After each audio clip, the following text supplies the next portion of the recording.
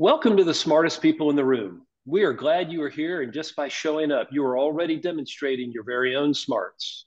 Today, I am pleased to present two internationally known and widely respected music executives that represent the best of what this platform is all about. I promise you will leave smarter and more enlightened than you arrived. Before we get started, please let me take care of some business. First, to the audience, please feel free to introduce yourselves in the chat window. The reason we do these webinars is twofold.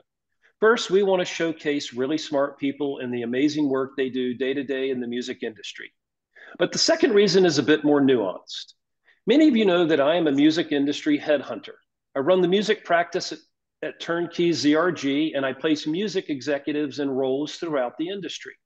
So by definition and function, I help people connect with companies. And in this series, my goal is to help you make more connections. I invite you to take full advantage of that by talking to the other attendees and the speakers here today. Please introduce yourselves in the chat, share your LinkedIn profile, make some new friends, and say hello to your old ones. Also, please make sure that your setting is set to address everyone, not just the host and speakers. I want to thank our program sponsors for without their support, we could not do this for free. Special thanks to First Horizon Bank, Turnkey ZRG, the Tennessee Entertainment Commission, MedJet, Tennessee Brewworks, Project Music, and Better Than Booze. So let's get down to business. In today's host seat, we welcome back my good friend and multiple time host on this platform, Mr. Ralph Simon. Ralph has enjoyed a spectacular 30-plus year career in a variety of prominent fields, including the music business, media and entertainment, mobile smartphone technology and content, exponential medicine and health, and leading-edge 21st century education systems. He began his career playing in a band, then co-founding the Zomba Music Group and publishing companies and the Jive record label in the 1970s, building it into one of the world's leading independent music and publishing businesses.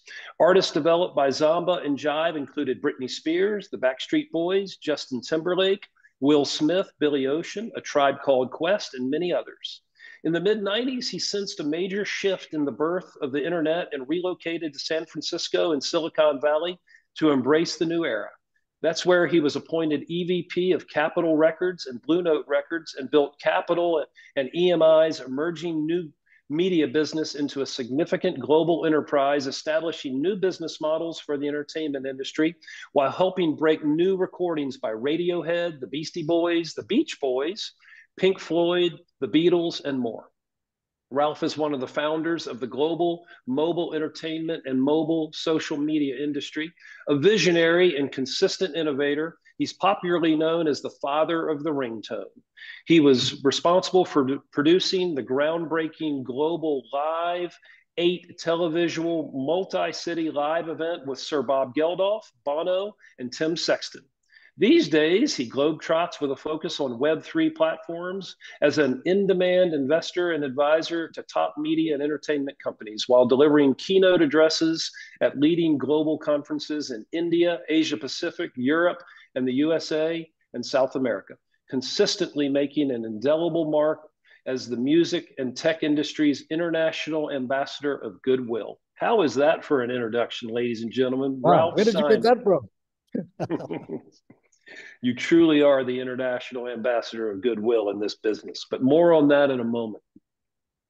Joining Ralph today as our featured guest is Richard Burgess, President and CEO of the American Association of Independent Music.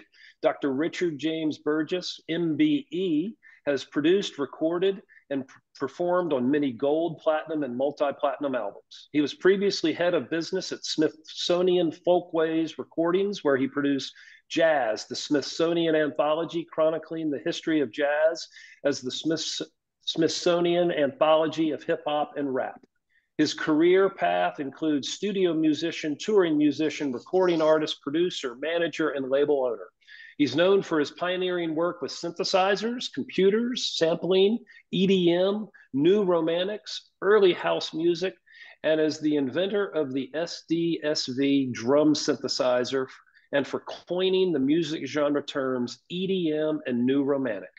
His latest books are The Art of Music Production, The Theory and Practice, fourth edition, and The History of Music Production.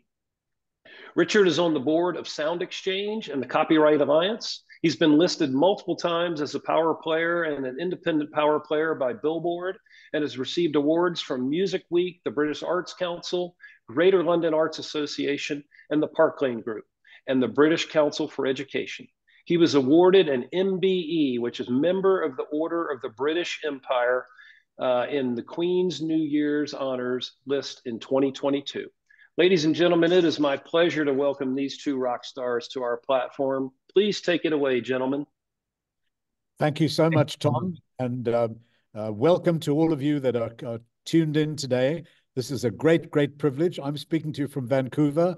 Richard is speaking from New York. Tom is speaking from Las Vegas. So this is really a multi-city, almost multi-continental kind of view. Dr. Richard James Burgess. Richard, just fantastic to have you in this particular session. And if I may, Richard, just like to start this by saying you started playing and performing at the age of 14. You got your first record deal at the age of 20. You've played over 300 concerts in your widened career. The whole notion that you created the term EDM is just a tiny sliver of the many, many accomplishments that you've got. And also the 14 years that you spent at the Smithsonian, where you really helped to preserve and enshrine some of the greatest recordings of all time. And now, as the head of A2IM, the American Association of Music, how many independent labels do you actually look after now? It's around 600. It goes up and down, obviously, and but we're growing constantly, and it's it's been a real pleasure to work with them, and it's very diverse. I mean, we go all the way from the biggest independent labels down to the very small ones of one person. So it's a fascinating job in that regard. So, Richard, just so we can get some good context relative to this, in the the US picture of the music industry, what percentage of the business is indie and what percentage of the business is major?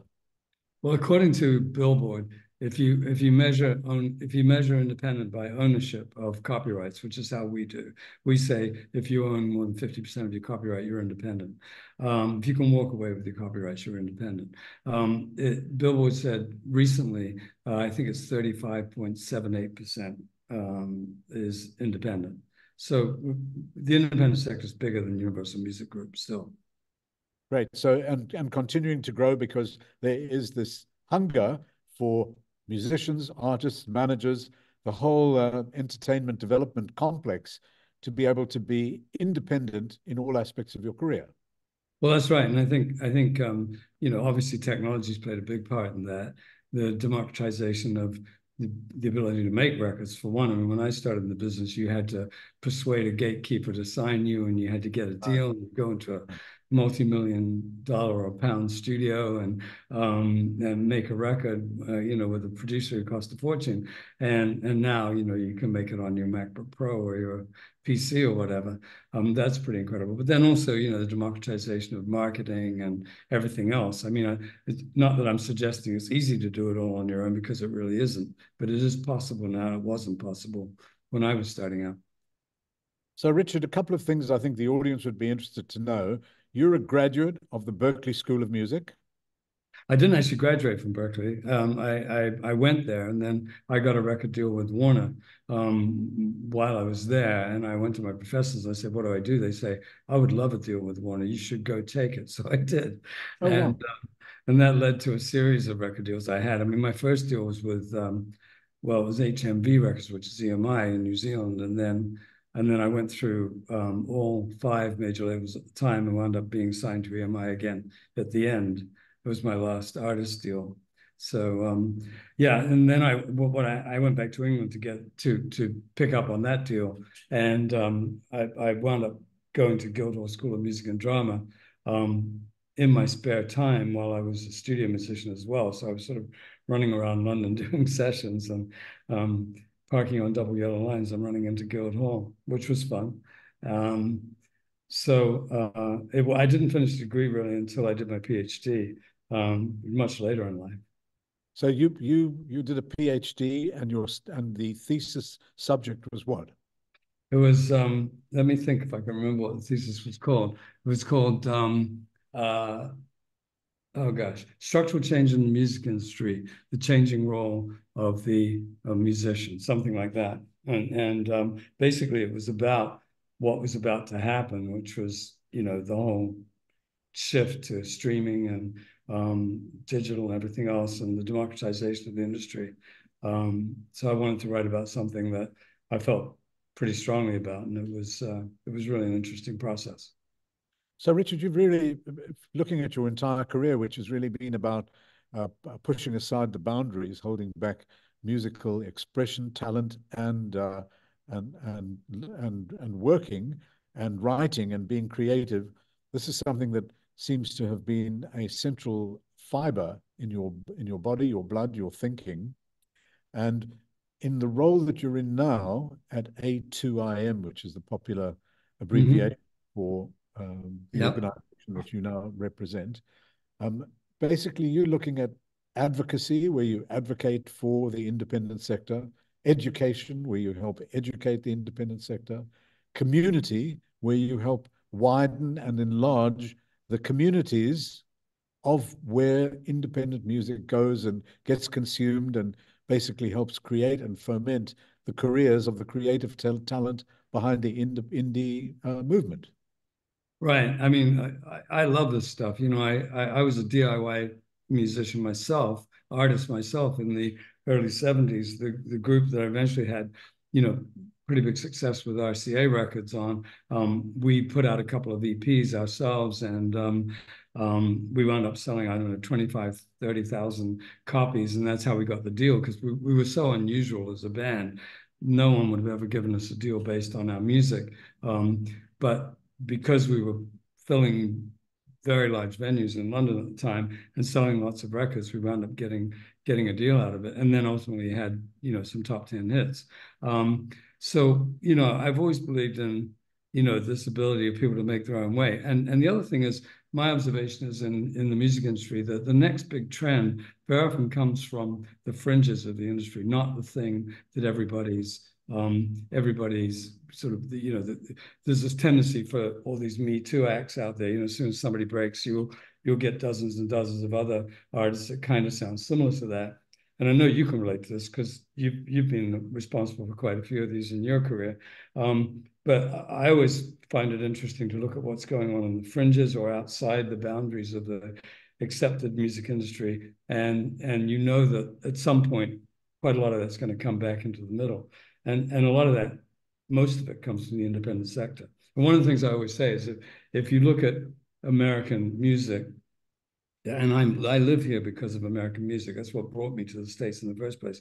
Um, every genre you can think of that is quintessentially American started in the independent sector, and that's a pretty incredible thing. You mean going back for example, the blues labels in Chicago? Those were Right. all independent. Stax, so forth. Country music, Yeah. yeah, everything. Just obviously hip hop. I mean, hip hop was almost entirely independent in the beginning. I know you were involved in that early on, and and then even you think about the sort of the era we're still in, which I associate with the work you did when you were at Zombo with Backstreet Boys and Britney. This pop music era, which that was going against the current at the time. If you remember, we were in a very sort of alt rock time. Right. And Richard, in terms of where things are at the moment, I wanted to ask for your opinion to speak about a number of things. For example, the whole notion of the Music First Coalition, Right. because one of the things that has changed the business, of course, is streaming. But just give us a sense, if you would, about the way in which streaming has kind of changed things, but also given an extra boost and fillip to the independent sector. Sure. I mean, streaming's been is a wonderful thing. I had Rhapsody very early on, and I was always interested in the idea of streaming. The fact that I can just go online. Somebody tells me about something, I can go online and hear it right away. Right. an Right. amazing thing. I mean, from a sort of a ability to market your music and ability to from a consumer's point of view to check anything out. It's incredible. What I worry about though is this tendency in the music industry for us to constantly give our music away in exchange for exposure, promotion, discoverability, and Right. we've done this for 100 years now. I mean, we did it in 1920 when radio happened. I mean, it didn't happen immediately because there were, the unions dug their heels in and radio could only play music if the band was in the studio and playing live. But then, in the late 40s, that all changed and companies started to send their records to radio. And now here we are. We still don't get paid. And this is the only economically developed country in the world that does not pay musicians, producers, singers, and labels when their records get played on the radio. Publishers and writers get paid, which is great, but musicians, producers, singers, and labels should get paid too. And then we did the same thing again with MTV. And we did the same thing. We're doing the same thing again now. This is what this UMG TikTok battle's about. I mean, they're paying, but it's so the amount of money being paid is so low that it's not consequential to the industry, and it's certainly not consequential to artists. My big concern is that if we don't take care of the artists, we don't have an industry. So it's very easy to focus on the fact that streaming has been booming now for 8 years, and the $17.1 billion last year is a higher number than it was in 1999, which was 40.6 billion. Wow. But by adjusted dollars, 14.6 billion is actually equivalent to 31 point something billion now. So we're actually down by adjusted dollars by about 40 some percent, 45%, something like that. We need to fix that.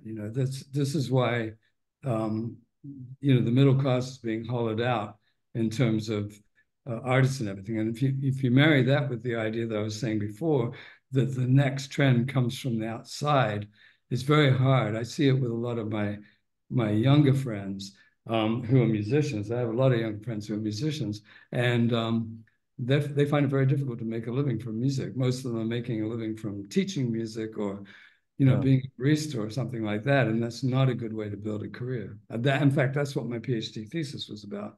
You need to build your career by getting out there and playing and working and doing what you do, not by working in 7-Eleven. And that's strange because if you look at the rise of live entertainment, certainly the two major promoters in America, AEG and Live Nation doing 22,000 events last year, apparently, those are the numbers. But obviously, you'd think that from the club world, there's a fantastic guy from Los Angeles who has actually been buying up a whole range of music clubs because he felt the need to really germinate much more early venue development for talent. And I don't know if you know, he was an agent at William Morris. Mark, it'll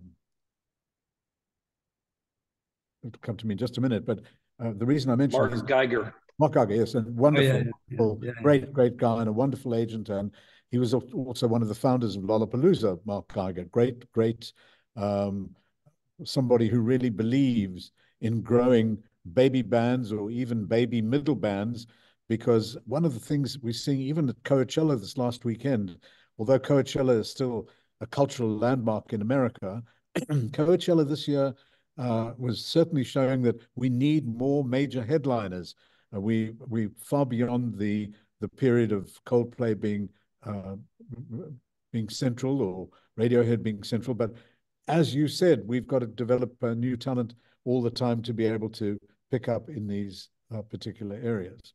So yeah, I mean, I think we're seeing a hollowing out of the industry. It's a winner takes all business, and I have no problem with that. I mean, more power to Taylor Swift and artists of that stature.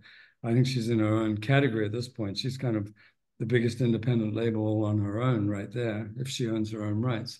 well, even And though she goes through Universal, she yeah, has she her goes through Universal, but I own. believe she owns the copyrights. But the interesting thing to me is we really need to make sure that we're not extracting all the money from the industry, because I think what we're seeing a lot of, well, like for instance, the fight with Ticketmaster and the scalpers that's going Oh, on. yes, please tell us about that. So I mean, the problem is when you go to buy a ticket, let's say the ticket's $40, but we all know this. And by the time you actually, check out, you're paying about $80, and none of that differential goes to the artist. But then you wind up, if you're lucky, at 1 minute past 10 after the sale opens, you suddenly find you can't get a ticket, and now you're going to have to pay $600 or $800 for it.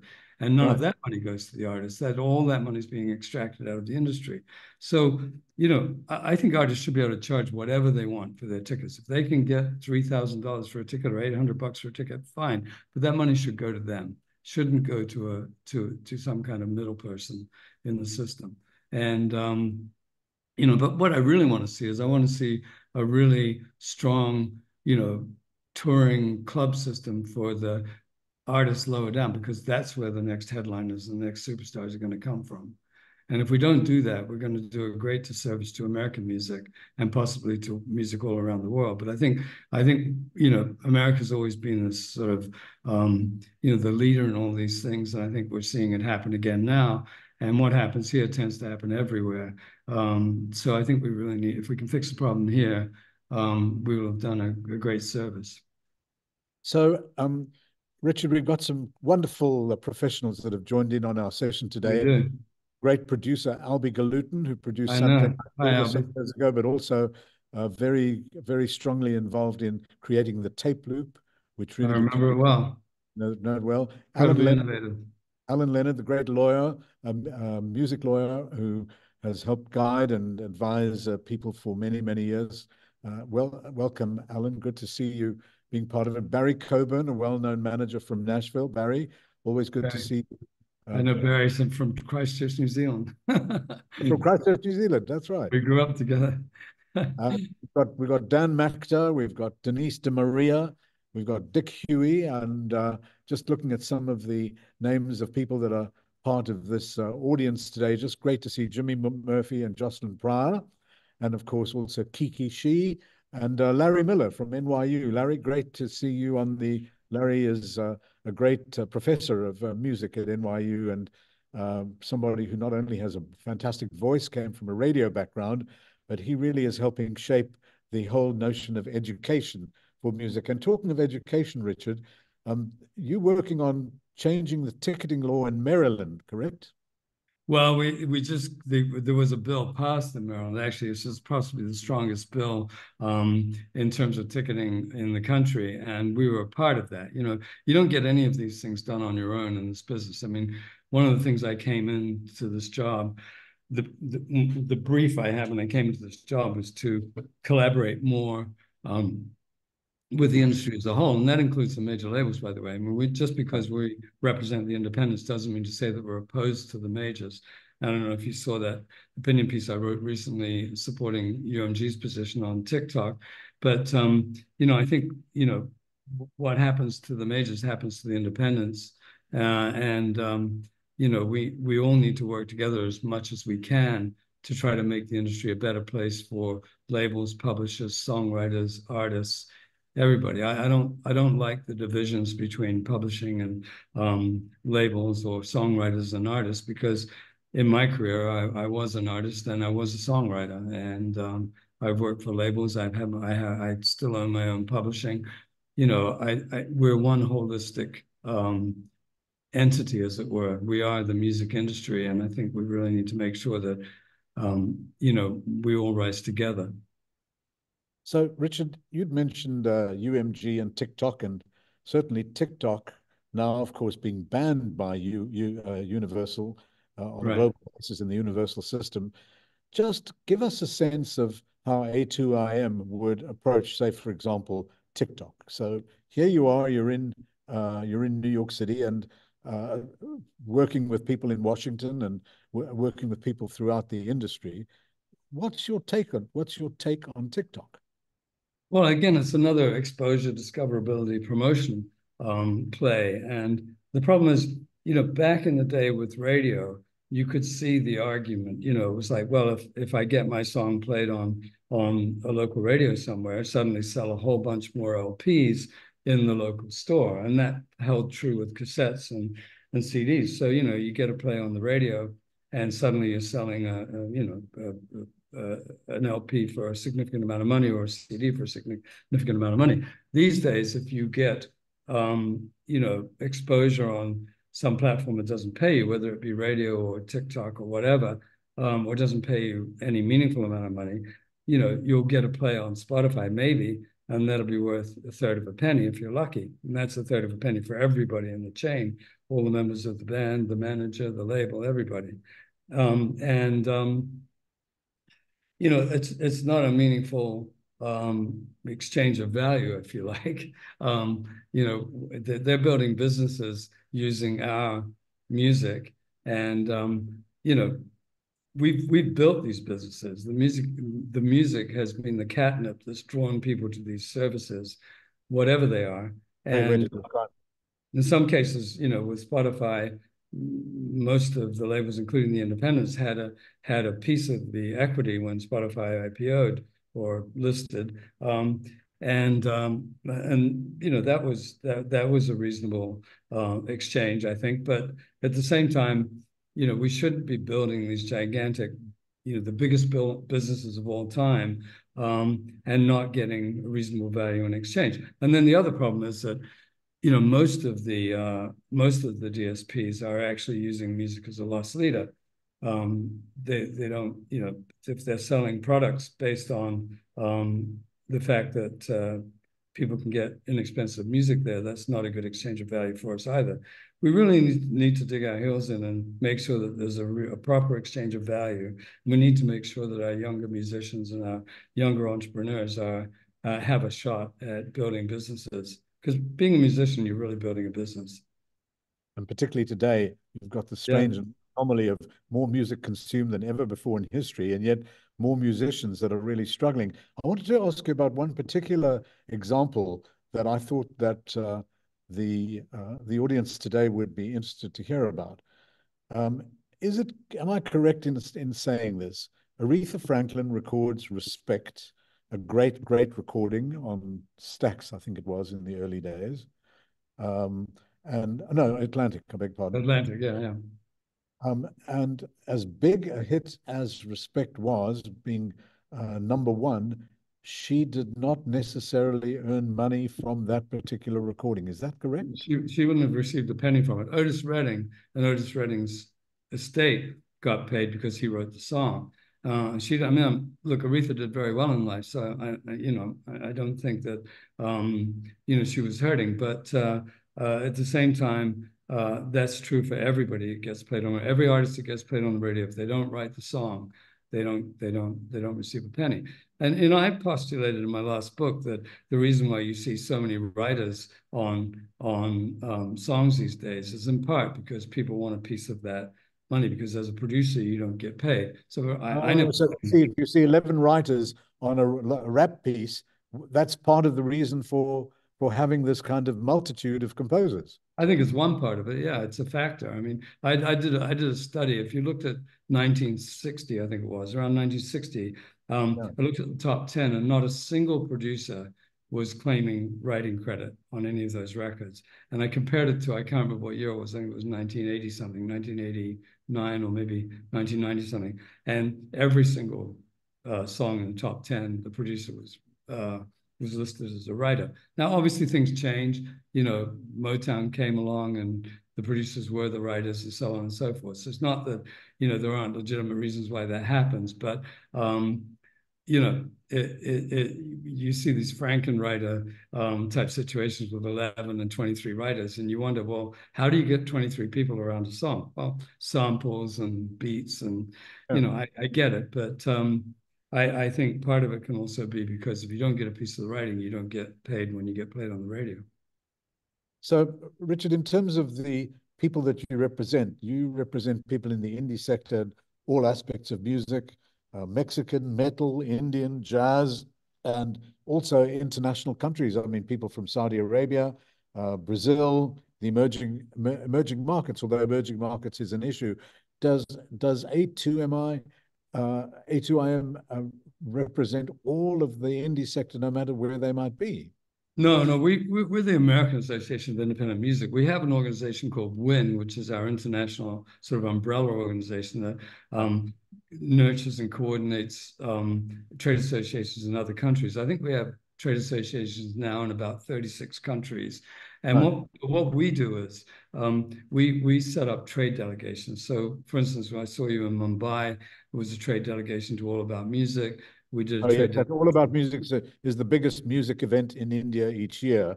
An yeah. excellent for those of you that want to try and break the Indian market. Very big, 1.4 billion people there, and they love American music. Yeah. And so, we've been doing these for a long time, even before my time. And in fact, when I was a member of A2IM, I've been a member of A2IM since the beginning, and I was on the board before I took this job. I went to trade delegations in Brazil. As you say, we've done them to Saudi. We just did one. We've done a couple to Mexico in the last year or so.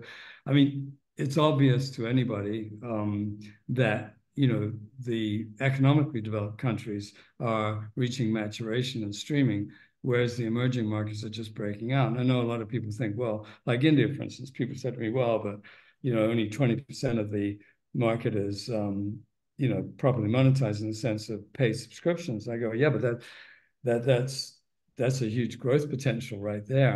I know India is not a rich country in terms of the vast bulk of the population, but the growth potential there is gigantic. And as you say, with 1.4 billion people, that's a staggering number. And then we've got Africa and China and so on. So, I mean, there's no question that the potential for streaming and for the music industry in general is limitless. Perhaps not limitless, but it's very much bigger than we've ever conceived before. So, Richard, here's something interesting. Just looking, for example, at the top indie labels, not necessarily just the top six, but top indie labels. I understand that there's one example of a label that literally over the space of a few months went from nothing to have a turnover of around $800,000. Is this something that is common? Can you pinpoint the fact that once you get some kind of major hit or your audience that you've developed and the loyalty that you develop can work in concert with your dreams and ambitions, that indie labels can start seeing the financial benefits? Well, you definitely see that. I mean, we see labels that grow in that way by having a hit and getting to significant numbers. But I've seen labels that go from below an $800,000 revenue to tens of millions of dollars of revenue to become some of our biggest labels, even hundreds of millions of dollars of revenue. Are you able to mention the names of who they might be? I'd prefer not to name names, but we see it. It's happened, more often. It's happened quite a few times since I've been in this role, and part of it is because of the acquisitions that are happening, and part of it is because some of our labels are, well, anybody who does that are very enterprising, very entrepreneurial, and they get out there. One label in particular is really they really dove into the whole emerging market area, and they've signed acts in Mexico and India and various other places, and they're starting to see huge returns from that. So, it's amazing the level of creativity that can happen from the entrepreneurial independent labels.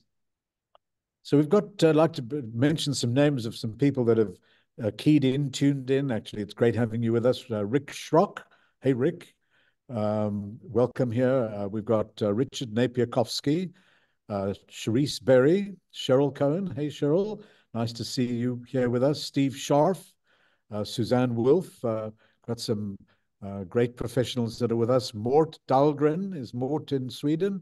I know we get a lot of international participants in this. Lisa Horesco, Mary Beth Yates, Melissa White, Mike Johnston. So we've got a nice broad array. And Richard, I'd like you to just talk about the advocacy that you do in Washington, because Washington seems to be such a bulletproof place. And how do you penetrate the halls of governance in Washington and explain to them the value of music? I know every year there is always an attempt to try and show Congress and members of the Senate the importance of music. What do you do to enhance the indie cause? Well, we have lobbyists in DC, and I have a great team down there from MDG, and they make sure that we're in front of all the um, representatives and senators that matter, and also the regulatory agencies. I mean, that's who we deal with when we have these kind of antitrust issues and things that we need to deal with. The DOJ, the FTC, the FCC, and we're down there all the time. I mean, we have permanent staff down there, but I go down frequently, and my general manager was down there last week when I happened to be somewhere else. Well, give us a sense of what you might, how you would try and ferret out a problem and work on trying to create validity for the indie sector. Well, we go, I mean, for instance, we were just at this Maxwell Frost. He's the youngest representative in Congress. He's the first Gen Z representative. He just created this CREATE Act, which is a bill that would provide funding for young musicians, or at least musicians that are not making a lot of money just yet. Now, as you know, this country does not have a Ministry of Culture or a Ministry of Arts, which is another sort of almost unique thing about the US. Yeah. Nearly every other country in the world, certainly the other countries I've lived in, all have ministries of cultures and ministries of arts. And it's a really, really difficult situation. So this is not going to be a Ministry of Culture or a Ministry of Arts, but it would provide money for musicians who are trying to get started. I don't think it's a perfect solution, but anything that gets money to young musicians and helps to build up, sort of the bedrock of our industry, which is what they are, is a good thing to me. But, the ticketing issues, we've been in on all of those. I mean, and of course, what happens is our political situation is quite kind of different here than it is in other countries I've lived in. It's a lot about PACs and super PACs and things like that. We actually have a PAC. We have an independent music PAC. Anyone who's on this call wants to donate to, they can. And it gets us in front of these Congress people, and it gets them considering our issues. But we're down there talking to them all the time about all the issues. And most importantly, as I said before about collaboration, we collaborate with every other entity down there. So I'm on the board of Sound Exchange. Sound Exchange does a great job in the lobbying arena. I also work with the major labels. I work with the major publishers, NMPA, and Recording Academy. We work together with ARA, the Artists' Rights Alliance, Music Managers Forum. We're talking to these organizations all the time to see what our common interests are. And frankly, most of the time, we're pretty much in agreement about what needs to be done. I think everybody's trying to work in the best interests of the music industry. We might have slightly different nuanced focus points, but in the end, we want to see more money go back to the people who create the music. So here's something interesting from Randy Owen, who tells us about this coming Saturday in the United States being Record Store Day. Yeah. How this impacts upon what you do, Richard, but Record Store Day traditionally now on an annual basis sees a lot of people going into record stores where they might not, in today's streaming world, where one doesn't necessarily want to go through racks and stacks of albums or vinyl, although that's obviously vinyl an important area of the business. Just looking as an example at the huge number of vinyl albums for Taylor Swift that was sold, but also just generally. But just interesting about a Record Store Day, that's one of those junction points where it brings attention to music, and maybe if there's an independent label or independent band or independent artist that gets focused on something like that. And it makes me also think about a well-known music executive by the name of Bruce Garfield, who's moved to Columbus, Ohio, and getting a huge amount of support from the Ohio state government. Yeah. Find interesting new acts. I just mentioned Bruce because he's a great music guy and A&R person, but more importantly about Columbus, Ohio, that could be a new center. I know, for example, this week in Las Vegas, Fish, the great independent act, is playing the Sphere, the incredible venue that is now open in Las Vegas, and maybe there's another fish swimming in the wider digital pond. Yeah. Well, by the way, Bruce was my A&R person when I was signed to Capitol the last time. So I go way back with Bruce. In fact, we did an event at Columbus when Bruce first took a job there as head of the music commission there. It's a great friend of mine, very long time friend. And yeah, I think the Record Store Day is an amazing thing, by the way. And Michael Kurtz and the people who created that, I mean, kudos to them. What an incredible thing. It's a worldwide event now. It's drawn a lot of attention to it. For the independents, vinyl and CDs and physical goods are critically important. I know you see the RIAA figures, and they quote something like about 9%, market share for physical and downloads. The independents, according to a survey I did probably 18 months, 2 years ago, are doing about 42% of their revenue from physical and downloads on average. Oh. Not all independent labels are doing those kinds of numbers, but some independent labels are doing more than that. So obviously, if you sell a vinyl LP for, 30, $40, that's, many factors more than you make from streaming an album. So I think that, the more ways people can access music, the better. As we know, I mean, a lot of times people are buying these vinyl records and not even taking them out of the shrink wrap. They're buying them, as merch, as it were, and also I think to support the artists. People want to spend more money on. And this is something we haven't talked about, but the whole superfan monetization thing is a real issue with streaming because. So please, can you give us your sense of it? Because I know Sir Lucian Grange and the UMG group are big behind the superfan issue, because those are the fans that really drive a whole wide range of different formats and configurations. What's your view on that?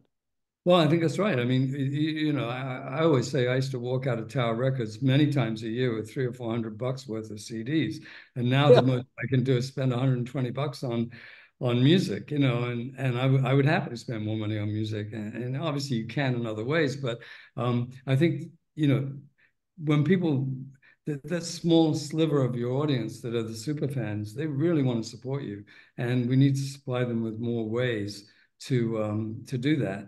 Whether that should be done through the services, or whether it should be done, by managers or labels, that's still being discussed. But I think we really need to make it possible for super fans to support their artists. I mean, obviously they can do it by going to gigs and buying merch and stuff like that. But I think, the recorded music side, we've kind of reduced the ability, we've reduced the ease of which it is possible to do that. So, Richard, when you talk about super fans, we've also got super executives or super professionals.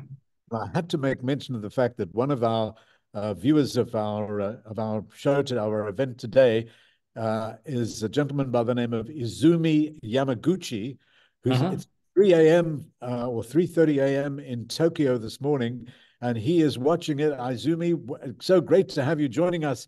What you said was you keying in from Tokyo 3 a.m. this morning.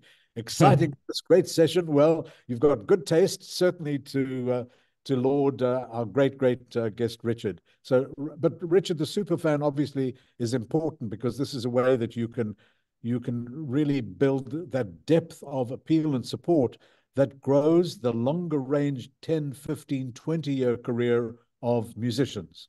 Exactly. Yeah. And, I'm sure everybody on this call is a super fan, or was a super fan, or has been a super fan of somebody and over the years. And so we can all relate to this. I mean, I think we wouldn't be on this call if we weren't all passionate about music. So, I personally don't want to see music become, something that's kind of just an adjunct to other forms of media. I mean, it can be, if that's, we use music that way, and obviously film music and television music and background music, and there's all kinds of music. But for me, music is something that is really important, has been really important in my life, still is really important in my life. And I want to see the people that create it be able to make a good living from it, as I have been able to, and as you have been able to, Ralph. Pleased to see Janet Kirker on the call with us, Jasmine Lopez, Jeff Kilgore, Jenna Spillo, Jerry Limbo. Maybe some of you know those names as well. But Richard, in terms of the trends that you're seeing and the key trend lines, EDM's been going for about 10, 12 years now, a big following all over the world. And a lot of people say that it's somewhat one-dimensional rhythmic pattern. Are we moving into a more musical? I mean, I think of someone like a Jacob Collier, who's a musical polymath in his own right. Yeah. Are you seeing some new kind of direction that indie music is taking that is perhaps showing us a mirror or a beacon or a light into a new pattern of music that's manifesting itself? I wouldn't want to predict on that, but I think what I think is interesting is this globalization and localization, and some people call it globalization, right? And I Yes, you think, know where that comes from, localization. yeah, no, So there's a wonderful economist. He used to be the chief economist at Spotify for 7 years, oh Will yeah, Page. And Will yeah, Page found with his research, globalization. This week in Germany, the top 30 are German language songs. Spain, same thing. In a lot of the European countries, people are going local because streaming is leading them to looking at local or globalization, not globalization. Very interesting opportunities for artists, not necessarily in the mainstream, to come forth. And out of that can sometimes come something new and huge. I think that's right. And actually, I have. Now you mentioned, I did know it was Will Page. I loved his book, but well, I had an experience with this when I was in Brazil about 15 years ago. I was going to this club every night. I'm blanking on the name, but now, I saw these amazing samba bands every night, and I went home and I'd taken some pictures while I was there, and I had one of the bills outside. So I thought, oh, look, I'll look them up on Spotify. I did look them up, and I found all of them except one on Spotify, which I thought was an amazing experience because that would never have been possible before the streaming era. You would have gone home and you would have gone into your local record store and said, have you got this Brazilian samba band? And the answer would have been no, maybe we can order it. And they probably wouldn't have been able to order it. So I think the idea that, local bands can, attract a following locally, but then they could also break out globally as well, is super exciting to me. And it'd be really interesting to see where that goes. I mean, the thing we obviously haven't talked about right now is AI. Everybody comes up everywhere, so I'll bring it up again. But I mean, my personal view on AI is that it isn't as scary as everyone thinks. I think it has the potential to be scary. But since I've been kind of I've always dived into new technology when it first came out. I personally find AI extremely useful and extremely exciting. I think, like most things, it's probably overpredicted in the short term and underpredicted in the long term. But I think the most important thing with AI is what business model do we attach to it? And in terms of the lobbying work we do, the advocacy work we do, we're part of the Human Artist Campaign, and we are advocating for guidelines and protections, guardrails around the use of AI. I mean, I think that if somebody can just take somebody's likeness, their voice or the sound of the way they play or whatever, and then use it without any kind of payment back to the person that they're taking it from, I don't see that as being a legitimate way to approach it. Obviously, this is going to be a tough fight because the AI companies are the most highly financed companies of all time. But I'm really excited for the AI era. I just don't want to see it decimate the industry in the way that it could potentially if the worst possible permutation of business models are applied.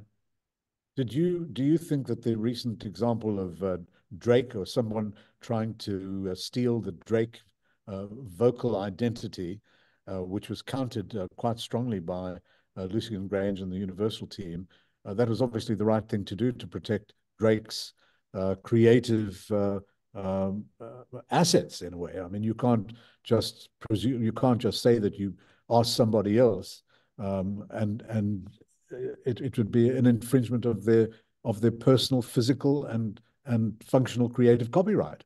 Yeah, I mean, I think those examples are relatively easy to deal with because I think existing copyright law covers those things. But I think where it gets more murky is, when you get into training AIs on collections or catalogs, and you can imagine if you said to an AI, if the prompt was, make me a reggae record from the early 70s, it's probably going to come out sounding like Bob Marley and Yeah.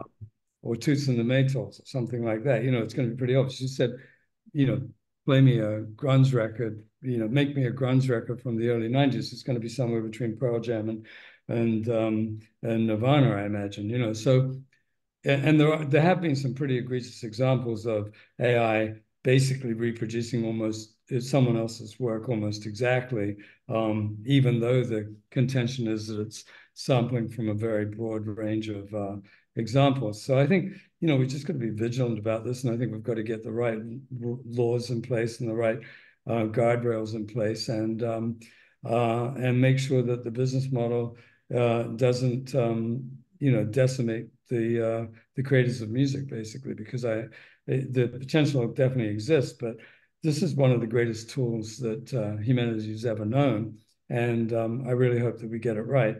And I'm certainly going to do everything I can to support a good solution. So, Richard, here's an interesting message for you. It comes from Nick Loss Eaton, double Right. barrel. Yeah, I And remember Nick Nick. says, Hi, I Nick. quote his message: so grateful that I got to intern for Richard at Smithsonian Folkways back in 2002. It's quite time ago. I have a lot of love for him. Thankful to hear this interview today and for what he is doing for the industry. He's a gem. Wow, Richard, you're a jewel of a guy. Thank you. Well, thank you, Ralph. You're a gem. You're like a constant in my life. I've known you for so long now, and you're an amazing person. I really appreciate you.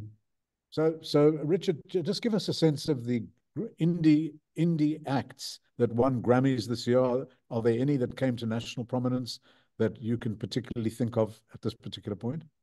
Well, I mean, if you want to look at Taylor Swift and Adele were independent 3 years ago, 4 years ago. So there's a perfect example. It's not, people sometimes think that indie means a genre, like indie rock, and it doesn't. It's all genres. And they sometimes think it means small, and it doesn't. And we have gigantic labels, Concord, Vegas, some of the biggest labels in the world, other than the majors, are members of A2IM.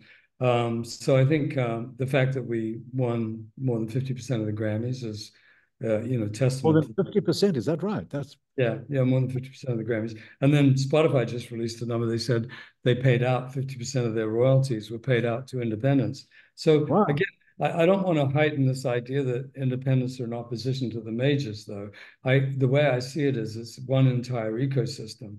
And I've talked to the majors about this. I've talked to the RAA about this, and I think we're all in agreement. It's like it's one gigantic ecosystem it is as well. But we're all working in our little areas, and sometimes we poach from each other, and that can be annoying at times, but it's also part of the whole development of a career. If an artist wants to move from an independent to a major, that might be the thing to do at that point in their career. We also see a lot of artists moving from major to independent, for other reasons. And so the fact of the matter is that independents offer a different value proposition than the majors do, and it's both are valid at certain points in your career. So, Richard, here's some hot news that just came off the press, or off the digital press this morning, about Concord Chorus have just bought the Hypnosis Song Fund, which is obviously the arm that is controlled by Mercuriadis, the Right. founder of Hypnosis. Obviously, this is going to reverberate quite strongly into the music sphere. But I just thought I'd mention it because people would be familiar with Hypnosis and the way Yeah. that they're buying up catalogs. Obviously, it's indie record labels, but it's essentially about publishing. Any thoughts on that? Well, I immediately sent a congratulations to Concord. The last report I saw before getting on, they hadn't actually bought it as an offer, and I think it has to be voted on by the Hypnosis board. And I think that also Merck's now part of the management advisory, and I think they have to agree as well. So I'm not quite sure it's a done deal. 10th But of the month. yeah, has it been done? I think it's subject to a board ratification, but Right, yeah. So look, I mean, Concord's an amazing label. They've assembled an absolutely incredible collection of copyrights and in all kinds of different areas of the industry, both publishing and recordings. And the main thing I'm concerned about with these acquisitions is that they are managed by an entity that actually cares about the value of the copyrights and the value of copyrights in general, and also about the artists and the writers that created the pieces. I think as long as we've got, you know, a good value proposition for everybody. What I really don't want to see is copyrights becoming increasingly devalued. I think we've gone through a quarter century now of copyrights being devalued, and we need to reverse that trend. And we need to make sure that the value of music that is actually, if you look at it on sort of ephemeral level, people really value music. Music's probably one of the most important things in people's lives. And absolutely a good correct. example I use is like Netflix, for instance, is what, 15, 16 bucks a month. And how much Netflix can you watch in a month? But music is still around 10 or 11 bucks a month. And you can get all the music you want. And you can listen to music all day long. I listen to it in the gym. You can listen to it in the car. You can listen to it. You walk in the streets, and you can't do that with Netflix. And by the way, when you get Netflix, you only get some of the video streaming materials that are out there, and you've got to get Amazon, you've got to get Hulu, you've got to get HBO. So one of the things I feel we've really made a mistake in the industry with is making everything available for 10 bucks a month. And I know that was a sort of desperate measures, and we suffered from the sort of bandwidth being against us in the beginning, because music was the first thing that was able to be downloaded given bandwidth that was available at the end of the 90s. And the movie industry and television industry had bandwidth on their side, as it were. They had the opportunity to watch what happened to us, and then also the fact that it took a while before you could really stream movies in the way you can stream music. But we really need to reverse this trend of this undervaluing of music, and because I don't think people actually undervalue music in their minds. I think music is critically important to the average person out there.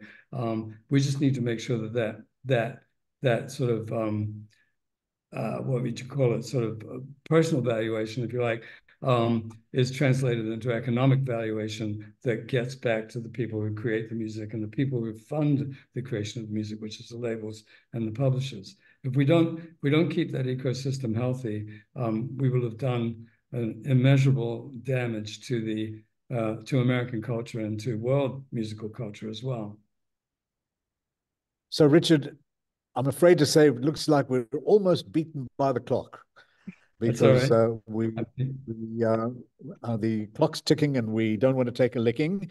But I just wanted to say that it's really been incredible speaking with you in the session, and I can see Tom is there. Tom, thanks so much for bringing us all together, because I think you've really been able to show the depth of Richard professionally, musically, personally, and brought really interesting thinking to the professionals that have joined this particular session. So, Tom, over to you. Well, thank you. The credit goes to you two, not to me. Thank you, Tom. I'm only smart to the point of pulling two smart guys like you together. But Ralph, I've said it 100 times before. You truly are remarkable in terms of your command of the material and your ability to conduct an interview. So thank you again for gracing our stage. And Richard, my God, what a resume you have and a body of work. And who knew all the different things that you've touched in your amazing career. Please keep doing it. You are good for the music industry. We need more of you. Thank you, Tom. I have no intention of stopping. Hey, to the audience, I promised you a treat today, and I think we delivered. And so, again, gentlemen, thank you very much for the great work you do. Keep doing it. Stay safe in your travels. I know you're globetrotting every week. And I hope to see you all in Nashville during the Music Biz conference. Richard, I know I'll see you. Richard, Definitely. Ralph, I'm sorry may not see you, but next time we are in LA, Ralph, we'll dine together. Well, I have to say this has just been great. The smartest people in the room. Tom, you're up there. Richard, you're up there. Great, great time to be together. And to all of those that participated today, glad we could name check many of you. But thanks so much for keying into us for smartest people in the room. Thank you so much. Thanks, Tom. Thanks, Ralph. Really appreciate it. Take care. Thank you. Bye-bye. Bye, folks. Bye.